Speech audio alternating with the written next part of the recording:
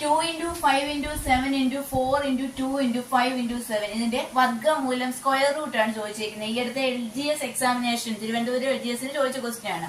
വളരെ simple question ആണ്. ഈ തന്നിരിക്കുന്ന ഓരോന്നിനെ നമ്മൾ ജസ്റ്റ് ഗ്രൂപ്പ് ചെയ്യുക. അതായത് ഈ രണ്ടെണ്ണം ഉണ്ടല്ലോ, അതിന് പകരം ഒറ്റ ഒരു 2 എടുത്ത് എഴുതുക. 5 ഇതുപോലെ രണ്ടെണ്ണം ഉണ്ടല്ലോ, ഒറ്റ 5 എടുത്ത് എഴുതുക. ഒരു പെയറിൽ നിന്ന് ഒരെണ്ണം മാത്രം എടുത്തെഴുതുക. അങ്ങനെയാണ് വർഗ്ഗമൂലം കണ്ടുപിടിക്കേണ്ടത്. 7 രണ്ടെണ്ണം ഉണ്ടല്ലോ, അതിന് പകരം ഒരെണ്ണം എടുത്തെഴുതുക. ഇനി ബാക്കിയുള്ള നമ്പർ ഏതാണ്? 4 ആണ്. 4 ഒരെണ്ണവേ ഉള്ളൂ, രണ്ടെണ്ണം ഇല്ല. പക്ഷെ ഈ 4 എന്ന് പറയുന്ന ഏതാണ്? 2 into 2 ആണല്ലോ 4 എന്ന് പറയുന്നത്. അപ്പൊ നമുക്ക് അതിൽ നിന്ന് ഒരു 2 കൂടി എടുത്തെഴുതാം. ഇനി ജസ്റ്റ് ഇതെല്ലാം കൂടി മൾട്ടിപ്ലൈ ചെയ്ത് വെച്ചാൽ മതി. I 2 10, A 2 14, 14 into 10 140 ആണ് ഉത്തരം.